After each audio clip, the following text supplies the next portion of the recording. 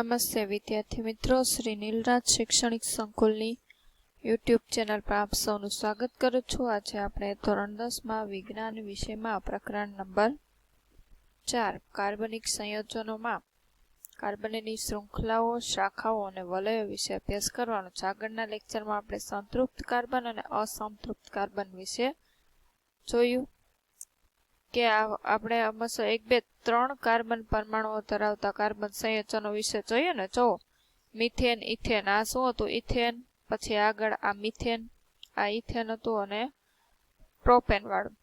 તો આ બધા તો કે 1 થી 6 કાર્બન પરમાણુ ધરાવતા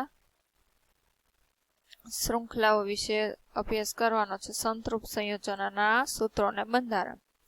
તો પેલું છે મિથેન, 1 કાર્બન ધરાવે, એને શું કહેવાય? સૂત્ર, એનું અણુસૂત્ર છે CH4, આ એનું બંધારણ છે। બીજું છે ઇથેન, એનું અણુસૂત્ર C2H6, એટલે 2 કાર્બન ને 6 હાઇડ્રોજન। આવી રીતે સીધી શૃંખલામાં જોઈ 3 કાર્બન કે તો 3 કાર્બન કરી અને 1, 2 વચ્ચે 2 બંધ અને ટોટલ આ 4 બંધ થવા જોઈએ સંયોજકતા। આવી રીતે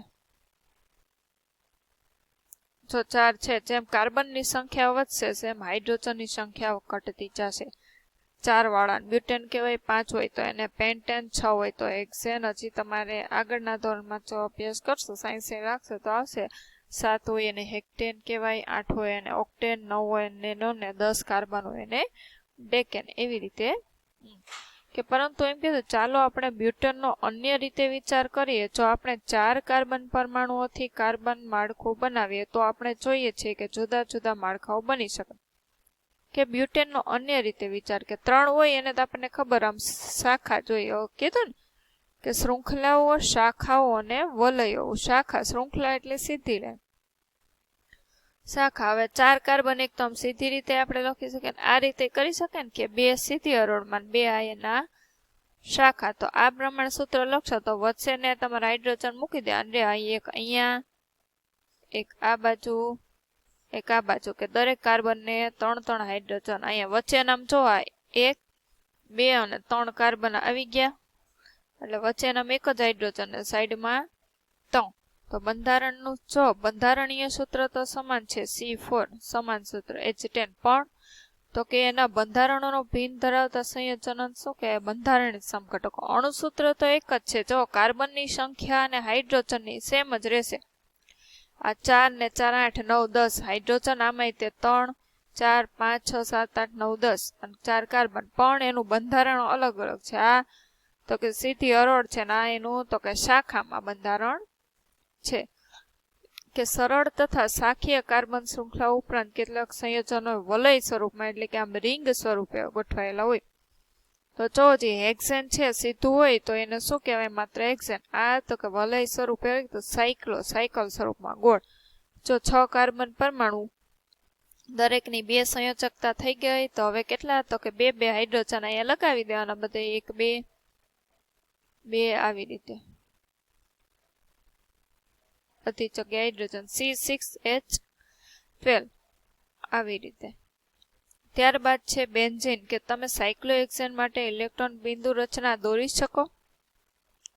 સરળ શૃંખલા, શાખીય શૃંખલા અને ચક્રીય કાર્બન સંયોજનો તમામ શું છે? સંતૃપ્ત અથવા અસંતૃપ્ત હોઈ શકે। જો કે બધામાં સંતૃપ્ત ને અસંતૃપ્ત આપણે જોઈ ગયા। સંતૃપ્ત એટલે એક બંધ ને અસંતૃપ્ત એટલે દ્વિબંધ। હવે તમને એમ કીધું ઉદાહરણ તરીકે તમે જો ને તો બેન્ઝીન, એની અણુસૂત્ર C6H6 છે, એટલે એમાં તો કે એકલ દ્વિબંધ આવશે। જો બેન્ઝીન કે એકાંતરે એક મૂકીને એક કાર્બન વચ્ચે દ્વિબંધ આવશે, એટલે અહીંયા 2 બંધ છે, સંયોજકતા 4, ટોટલ કાર્બનની ફરતે 4 બંધો જાય, 1, 2, 3 ને 4, આ 1, 2, 3 ને 4, એટલે બધાની સાથે એક એક હાઇડ્રોજન જોડાશે। દરેક કાર્બનની સંયોજકતા પૂર્ણ થવી જોઈએ। આને શું કહેવાય? અસંતૃપ્ત કહેવાય કે દ્વિબંધ આવ્યું।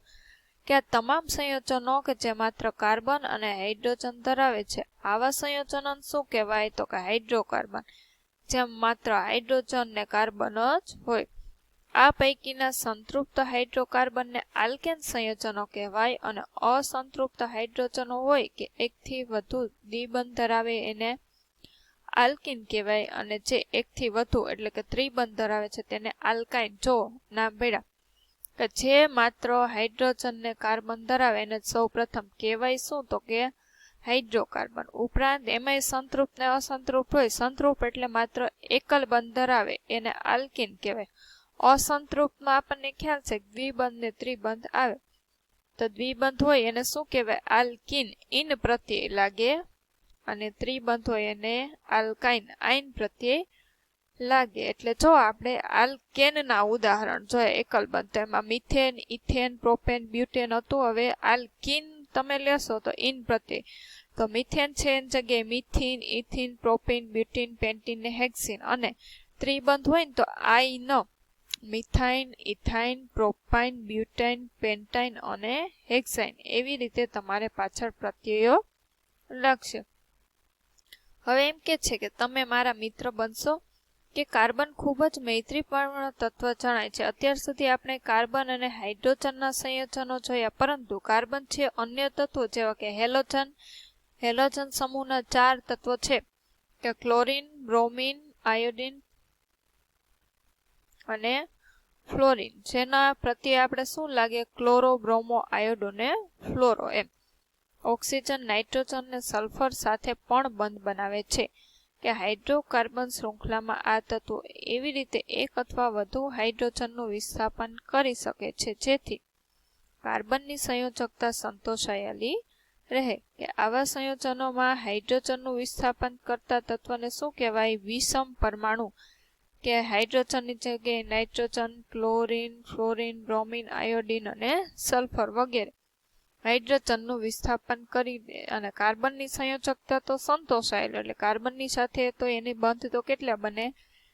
4 જ. જો મેં તમને કીધું ને કે હેલોજન સમૂહના તત્વો હોય તો ક્લોરીન હોય તો એને ક્લોરો પ્રત્યય લાગે, બ્રોમિન હોય તો બ્રોમો, આયોડિન, ફ્લોરિન હોય તો ફ્લોરો. પણ તમારે કદાચ અભ્યાસમાં 10માં ક્લોરીન ને બ્રોમિન આવે એટલે 2 જ આપ્યા, ક્લોરો, બ્રોમો. ક્રિયાશીલ સમૂહ છે આ બધા. એનું સૂત્ર છે કે Cl અને Br, હાઇડ્રોજન પરમાણુ માટે વિસ્થાપિત. ત્યારબાદ ઓક્સિજન હોય એવા સમૂહ ક્યાં છે? તો કે આલ્કોહોલ.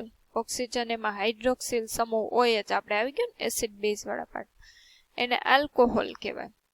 પછી આલ્ડીહાઇડ, એનું બંધારણ જો ક્રિયાશીલ સમૂહ આવું હોય કે કાર્બન ને ઓક્સિજન વચ્ચે શું હોય? તો કે દ્વિબંધથી જોડાયેલ હોય ઓક્સિજન કાર્બન સાથે. કીટોન, એમાં પણ કાર્બન અને ઓક્સિજન દ્વિબંધથી જોડાયેલા હોય. કાર્બોક્સિલિક એસિડ, એનું આ બંધારણ સૂત્ર COOH. કે ઓક્સિજન છે એ દ્વિબંધથી જોડાય છે અને હાઇડ્રોક્સિલ સમૂહ છે તે એકલ બંધથી. તો આ બધા એના ઉદાહરણો છે ક્રિયાશીલ સમૂહો. એનું તો કે આગળ આપણે નામકરણ આવશે. હવે સમાનધર્મી શ્રેણી છે એ તો તમારા કોર્સમાંથી નીકળી ગઈ છે. હવે છે કે કાર્બન સંયોજનોનું નામકરણ કઈ રીતે કરવું. આ હેલોન, આલ્કોન બધા રહ્યા ને, કે સમાનધર્મી શ્રેણીમાં સંયોજનોનો નામોનો આધાર મૂળભૂત કાર્બન એવી શૃંખલા પર રહેલો છે કે જેમાં ક્રિયાશીલ સમૂહની પ્રકૃતિ સૂચવતા પૂર્વક કે શબ્દ સમૂહ આગળ કે પ્રત્યય શબ્દ સમૂહ પાછળ દ્વારા ફેરવવામાં આવે. કે અમુક પ્રત્યય આગળ લાગે ને અમુક પાછળ. ઉદાહરણ તરીકે 4.2માં લીધેલ આલ્કોહોલમાં શું હોય? કે એની પાછળ ઓલ પ્રત્યય લાગે. આલ્કોહોલ OH સમૂહ જોડાયેલો હોય તો OH, તો ઓલ પ્રત્યય લાગે. મિથેન હોય તો એની સાથે OH જોડાય તો મિથેનોલ, ઇથેનોલ, પ્રોપેનોલ, બ્યુટેનોલ. એવી રીતે કે સંયોજનોની નામકરણની પદ્ધતિ છે કે સંયોજનમાં કાર્બન પરમાણુઓની સંખ્યા નક્કી કરવાની. 3 કાર્બન પરમાણુ ધરાવતા નામનું શું થાય? તો કે આપણને ખબર છે કે પ્રોપેન છે આલ્કેન શ્રેણીમાં. કે ક્રિયાશીલ સમૂહ હાજર હોય તેનો પૂર્વક અથવા પ્રત્યય સહિત સંયોજનના નામમાં દર્શાવો. કે ક્રિયાશીલ સમૂહ 3 એક તો કાર્બન આપણે ધરાવીએ તો એને પ્રોપેન કહીએ. હવે આપણે અહીંયા જોઈએ કે આપણે OH સમૂહ દર્શાવો છે. તો અહીંયા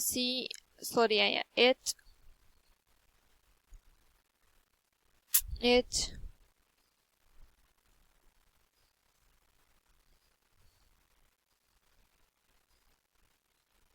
અને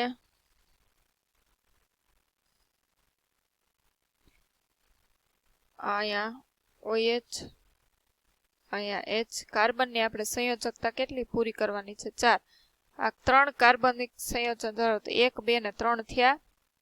હવે તો આનું નામ તમારે દેવું હોય તો 3 ખબર 3 નંબર હોય તો પ્રોપેન છે પાછળ OH છે તો એનો મેં તમને શું કીધું પ્રત્યય લાગે છે એનોલ. તો 3 કાર્બન ધરાવતા પ્રોપેન કહેવાય. આ ઓક્સિજન હાઇડ્રોક્સિલ સમૂહ છે તેને શું કહેશું આપણે તો કે પ્રોપેનોલ. જો ક્રિયાશીલ સમૂહનું નામ પ્રત્યયના આધારે આપવામાં આવે અને ક્રિયાશીલ સમૂહનો પ્રત્યય AEIOU જેવા સ્વરથી શરૂ થતું હોય તો કાર્બન શૃંખલાના છેડે શું કરી દેવાનું દૂર કરીને તેમાં યોગ્ય પ્રત્યય લગાવી નામ આપવાનું. ઉદાહરણ તરીકે કીટોન સમૂહ છે તો કે ધરાવતા 3 કાર્બન શૃંખલાને નીચે નામ અપાય. જો આપણને ખબર છે પ્રોપેનો છે તો પાછળ ઇંગ્લિશમાં લખશો તો પ્રત્યય છે કે ક્રિયાશીલ સમૂહનો પ્રત્યય AEIOU જેવા સ્વરથી શરૂ થતો હોય. તો પ્રોપેન છે એમાં શું થાય કીટોનો તો પાછળ એની લગાડી દેવાનો એટલે શું થઈ જશે તો કે પ્રોપેનોન એન પ્રત્યય લાગી જશે. કીટોન છે કે દૂર થઈ જશે કે કાર્બન શૃંખલાના છેડેથી દૂર કરીને તેમાં યોગ્ય પ્રત્યય લગાવીને નામ આપો. ઉદાહરણ તરીકે કીટોન ધરાવતા કાર્બનમાંથી નીચે નામ કે પ્રોપેનો છે તો એમાંથી દૂર થઈ ગયો. કીટોન છે એનો પ્રત્યય શું છે કીટોનો ન થયો તો 1 અહીં લગાડી દેવાનું તો પ્રોપેનો એની પાછળ લગાડી દેશો તો પ્રોપેનોનો એનો એની થઈ ગયું. કે જો કાર્બન શૃંખલા અસંતૃપ્ત હોય તો કાર્બન શૃંખલાના નામમાં રહેલ અંતિમ શું આવે એન આવે ને.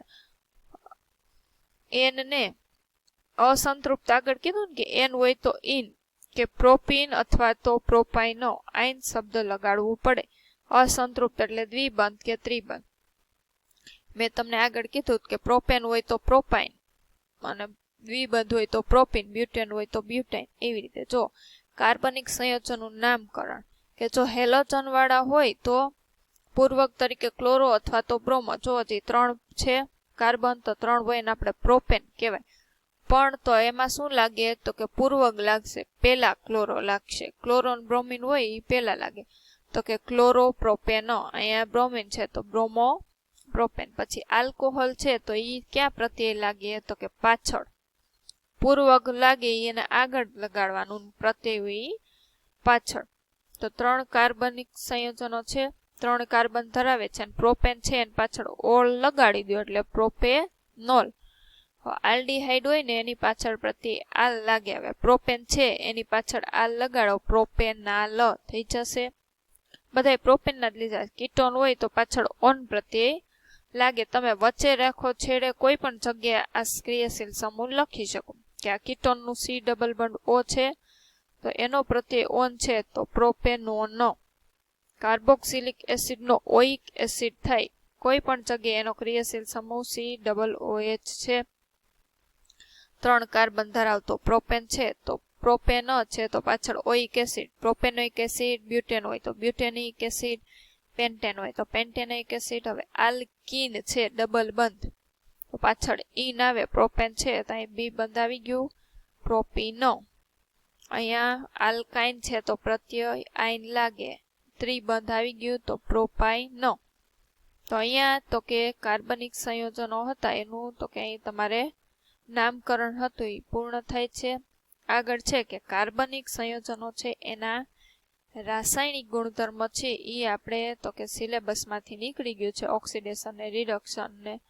ત્યાર પછી આપણે છે કે કેટલાક મહત્વપૂર્ણ કાર્બનિક સંયોજનો ઇથેનોલ ને ઇથેનોઇક એસિડ છે એ બધાના બનાવટ ને ગુણધર્મોને જોશો.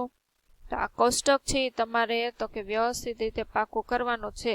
આ તમને માત્ર પ્રોપેન આપ્યા 4 કાર્બન વાળું સંયોજન છે એનું એમ કે આલ્કોહોલનું ઉદાહરણ લખો તો બ્યુટેન હોય તો બ્યુટેનની પાછળ ઓલ લગાડી દે. આ ક્રિયાશીલ સમૂહ મેં તમને કીધું તમે કોઈ પણ જગ્યાએ વચ્ચે છેડે કોઈ પણ જગ્યાએ જો આમાં વચ્ચે આવ્યો લગાવી શકો છો. તો આજ માટે આટલું.